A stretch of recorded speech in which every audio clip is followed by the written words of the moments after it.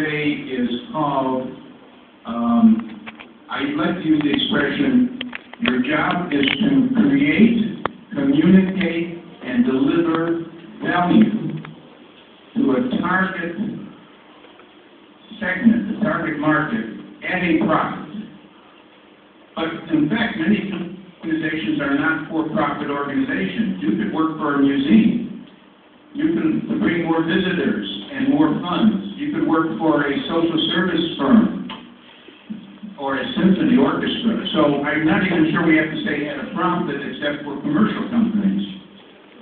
Now, someone's going to ask, where are the 4 Ps? Well, if you're going to create value, that is a relationship between product and price. You can have a good product but too high a price, so it's not value. You can have a poor product and a low price, but it's still not good. So product and price are still part of creating value. In terms of communicating value, that's called promotion. That's another P. And we can now communicate on the internet, we can communicate on blogs, we can communicate on public relations, we can communicate by telemarketing, by direct mail. So that's, and then to deliver value is place. Where do we want to sell our things?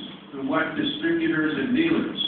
So the 4 Ps are part of creating, communicating, and delivering value to a target market at a profit.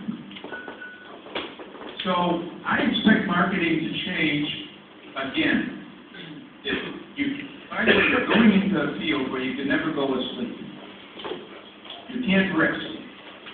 Maybe if you want to rest a lot, go into accounting or something else where it's just some numbers and you're finished with the day. Marketing, you cannot fall asleep. Your competitors are trying to shoot you, and you're trying to shoot them. And they're trying to find a difference, and you're trying to find a difference. And if you find a good difference, a good differentiation, and it works, they're going to copy you. Unless you put a patent on it.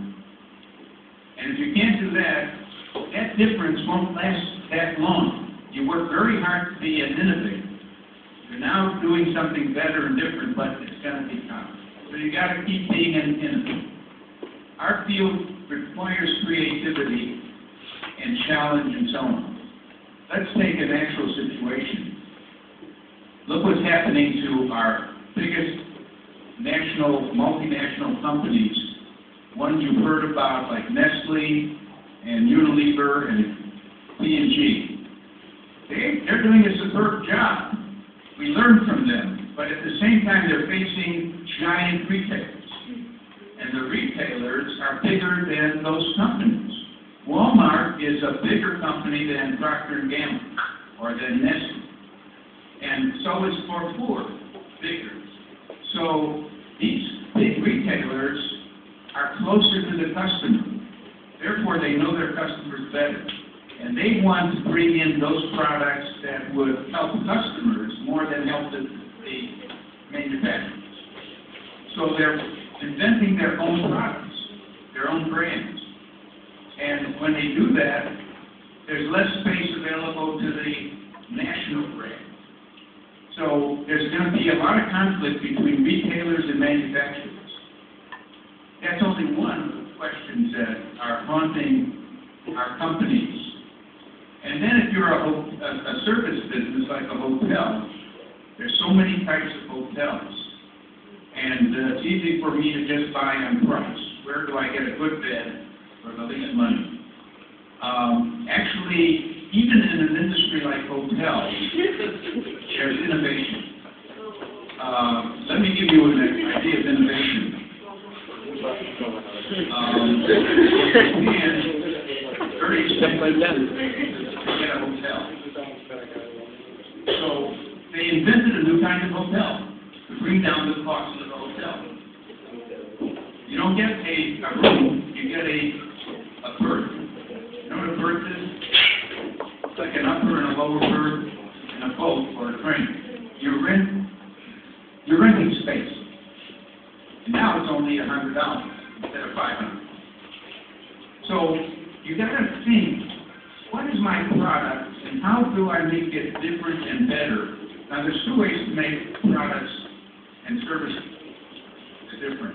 One is you could go down in cost, figure out a way to sell more of that product at a lower price. Now, be careful because China can do it even cheaper. Except they're far away and they may not make it the way we want it. Now, here are companies that make things cheaper. One of them is IKEA. Do you know the furniture company? Isn't that a wonderful thing they did to make more furniture available at a lower price that you put together yourself and so on? And what about an airline like EasyJet or Southwest Airlines? They did a lot to think about why serve food on the plane? If the plane ride is 1 hour, why do you need someone serving food? Bring down the cost.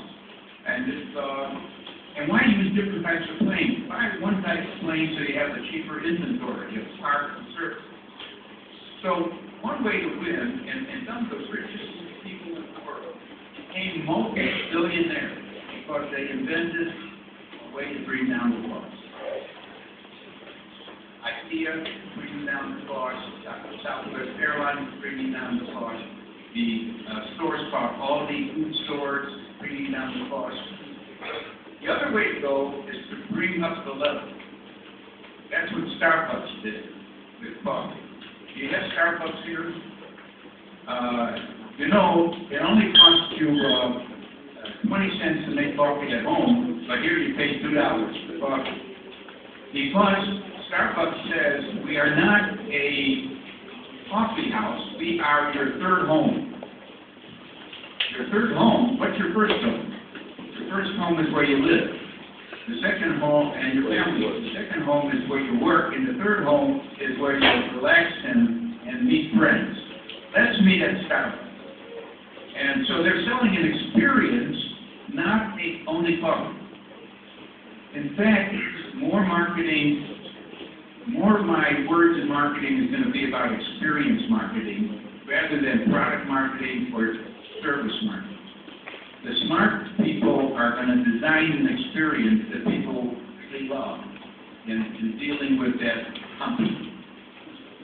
So, marketing, you got to what I heard about your college is all very impressive. Namely, in 22 years, you have really built a reputation for creating the marketing brains of Portugal.